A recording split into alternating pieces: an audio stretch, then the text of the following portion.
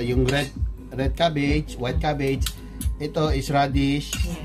Tapos may cucumber.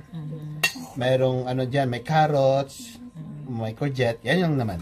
Tsaka mango. No? Ngayon haluan natin ng special talaga. Oh, sino kaya yun? Kayo. Kaya yun. Okay, yung beetroot I use cone number 3 but you can use any number, no? Any cone. Depends sa needs. Paano nga ba makuha ulit ito na libre? Oh, alam mo yun ate. Paano? Ilan? 5. Ilan? 5. Yan.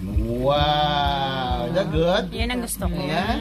That makes your life easy in the kitchen. Okay, so Very efficient okay. Pang squeeze din siya ng ano, ayan no. Really makes your life. By the way, nagugas ako kahapon ha. Gusto ko yan. Ayan. Nagugas kahapon. Dito, since na may mango na, lemon, pwede na. It's all natural. Na? Tsaka, ayan. Yung wife mo siguro very healthy mo. Nilulutuan mo lagi. Yung ano po? Pakikita mo mamaya sa Ay, nako. Yung wife. Ano?